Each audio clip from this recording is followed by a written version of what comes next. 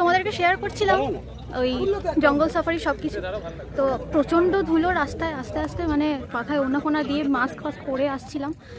এখন একটু এই ব্যাঘ্র প্রকল্পের সামনে, মানে সংরক্ষিত ব্যাঘ্র প্রকল্প সামথিং কিছু একটা নাম আছে এখানটায়, তোমাদেরকে একবার দেখাই, দাঁড়াও। এই যে এটার কথাই বলছিলাম যে কাজিরাঙ্গা রাষ্ট্রীয় উদ্যান ও ব্যাঘ্র সংরক্ষিত বনাঞ্চল। এই হচ্ছে সবাই এসে এখানে দাঁড়াচ্ছে একটু টয়লেট মানে ফ্রেশ হওয়ার জন্য জেনারেলি। তো এই হচ্ছে ভিউ। আর ওপরে অনেকে উঠে ফটো ফটো তুলছে, চারপাশ দেখছে। তো এই হচ্ছে ব্যাপার, মানে সবাই একটু রেস্ট নিচ্ছে, ফ্রেশ হচ্ছে। অনেক দূরে চলে গেছো, আমরাও একটু নেমেছি। ওই দিকটা সবাই আছে, ছবি টবি তুলছে। এই সবাই দেখাই তোমাদের। এই যে সবাই এখানে আছে।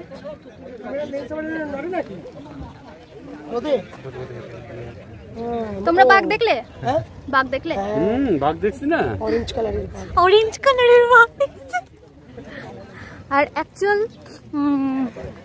সাফারি করতে এসছে হচ্ছে আমাদের বিশ্বনাথ পাশে জঙ্গল সাফারি। একদম মানে গেট আপটাই ওরকম। জঙ্গল সাফারি থেকে দেখলাম, বললো কমলা কালারের বাঘ দেখেছে। এই হচ্ছে ভিউ, অনেক অনেক মানে লম্বা এরিয়া। মানে আমি তোমাদেরকে শেয়ার করেছিলাম, ওটা কি জলদাপাড়া ফরেস্টের ভিডিও শেয়ার করেছিলাম, মানে যেখানে আমরা সাফারিতে গেছিলাম জলদাপাড়া ফরেস্টে ডুয়ার্সে গিয়ে। সেটা তোমাদের মনে আছে কিনা জানি না, তবে শেয়ার করেছিলাম। তো ওই জায়গার থেকেও আমার এখানে বেশি ভালো লাগছে, কারণ সিনারিটা অপূর্ব, মানে চারিদিকটা অসাধারণ সুন্দর। মানে আমার ওটার থেকেও এটা বেশি পছন্দ হয়েছে, বেশি ভালো লেগেছে। ন্যাচারাল বিউটি একদম, ওটাও ছিল সুন্দর, ওটার থেকে আমার এটা পার্সোনালি ভালো লেগেছে বেশি।